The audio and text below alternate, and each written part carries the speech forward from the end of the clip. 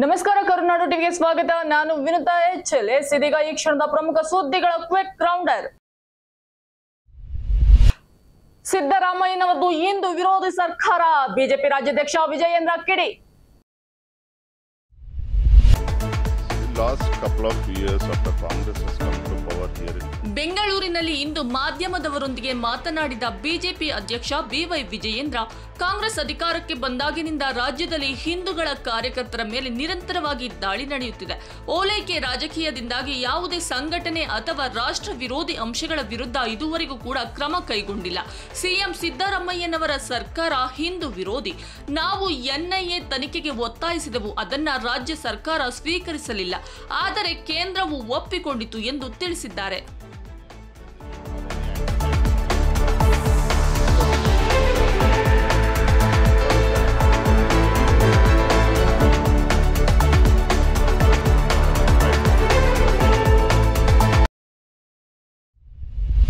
ಬೆಂಗಳೂರು ಕೆಂಪು ಮೆಟ್ರೋ ಮಾರ್ಗಕ್ಕೆ ಸಿಗದ ಕೇಂದ್ರ ಸರ್ಕಾರದ ಅನುಮತಿ.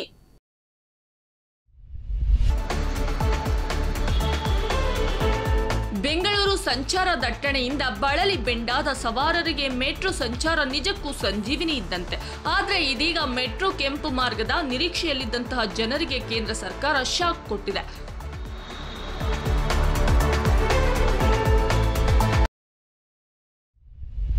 ಪಿಜಿಗಳಿಗೆ ಅವೈಜ್ಞಾನಿಕ ನೀರಿನ ದರ ಏರಿಕೆ, ಬಿಲ್ ನೋಡಿ ಶಾಕ್ ಆದ ಪಿಜಿ ಮಾಲೀಕರು. ಕಳೆದ ತಿಂಗಳಲ್ಲಿ 3,000 ಬರುತ್ತಿದ್ದಂತಹ ನೀರಿನ ಬಿಲ್ ಮೇ ತಿಂಗಳಲ್ಲಿ ಏಕಾಏಕಿ 23,000ಕ್ಕೂ ಅಧಿಕ ಬಂದಿರುವುದಕ್ಕೆ ಪಿಜಿ ಮಾಲೀಕರು ಶಾಕ್ ಆಗಿದ್ದಾರೆ. ಪಿಜಿಗಳಲ್ಲಿ ವಿಧಿಸುತ್ತಿರುವಂತಹ ನೀರಿನ ಬಿಲ್ ಮೊತ್ತವನ್ನು ಕಡಿಮೆ ಮಾಡುವಂತೆ ಆಗ್ರಹಿಸಿದ್ದಾರೆ. ಬೆಂಗಳೂರು ಜಲಮಂಡಳಿಯ ಅಧ್ಯಕ್ಷರಿಗೆ ಪಿಜಿ ಮಾಲೀಕರು ಕ್ಷೇಮಾಭಿವೃದ್ಧಿ ಸಂಘದಿಂದ ಮನವಿಯನ್ನ ಸಲ್ಲಿಸಲಾಗಿದ್ದು, ಕಳೆದ ಏಪ್ರಿಲ್ನಿಂದ ವಸತಿಯೇತರ ಬಳಕೆಯ ನೀರಿನ ದರವನ್ನು ಹೆಚ್ಚಿಸಿದ್ದು, ಅದರಲ್ಲೂ ಒಳಚರಂಡಿ ಹಾಗೂ ಇತರ ಶುಲ್ಕಗಳನ್ನು ದುಬಾರಿಗೊಳಿಸಿದೆ. ಬೆಳ್ಳಂಬೆಳಗ್ಗೆ ಭೀಕರ ಅಪಘಾತ, 5 ದುರ್ಮರಣ.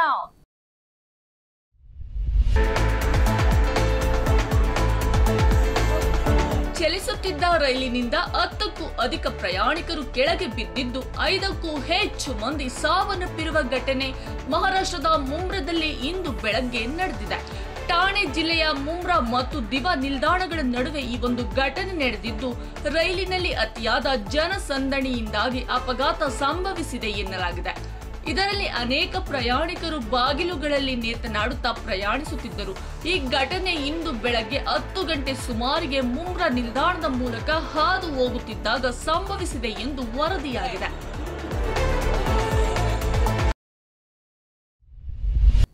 ಆರ್ಸಿಬಿಗೆ ಕಪ್ಪು ಚುಕ್ಕಿಯಾದ ಬೆಂಗಳೂರು ಕಾಲ್ತುಳಿತ ಪ್ರಕರಣ, ಐಪಿಎಲ್ನಿಂದ ಆರ್ಸಿಬಿ ಬ್ಯಾನ್.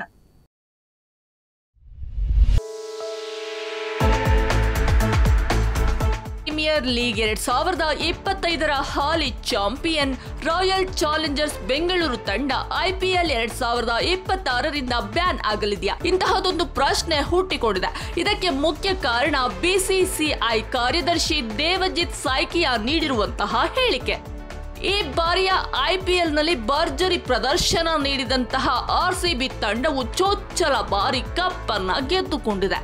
ಈ ಕಪ್ ಗೆಲುವಿನ ಬೆನ್ನಲ್ಲೇ ನಡೆದಂತಹ ದಾರುಣ ಘಟನೆಯು ಇದೀಗ ಐಪಿಎಲ್ ಪಾಲಿಗೆ ಕಪ್ಪು ಚುಕ್ಕಿಯಾಗಿ ಪರಿಣಮಿಸಿದೆ. ಇದನ್ನೇ ಈಗ ಬಿಸಿಸಿಐ ಗಂಭೀರವಾಗಿ ಪರಿಗಣಿಸುವ ಸೂಚನೆಯನ್ನ ನೀಡಿದೆ. ಆರ್ಸಿಬಿ ತಂಡದ ವಿಜಯೋತ್ಸವದ ವೇಳೆ ಬೆಂಗಳೂರಿನಲ್ಲಿ ನಡೆದ ಕಾಲ್ತುಳಿತದಿಂದಾಗಿ 11 ಮಂದಿ ಮೃತಪಟ್ಟಿದ್ದರು. ಈ ಬಗ್ಗೆ ಮಾತನಾಡಿರುವಂತಹ ಬಿಸಿಸಿಐ ಕಾರ್ಯದರ್ಶಿ ದೇವಜಿತ್ ಸೈಕಿಯಾ, ಇಂತಹ ಘಟನೆಗಳು ನಡೆದಾಗ ಭಾರತೀಯ ಕ್ರಿಕೆಟ್ ಮಂಡಳಿಯು ಮೂಕ ಪ್ರೇಕ್ಷಕರಾಗಿ ಇರುವುದಿಲ್ಲ ಎನ್ನುವಂತಹ ಸಂದೇಶವನ್ನ ರವಾನಿಸಿದ್ದಾರೆ.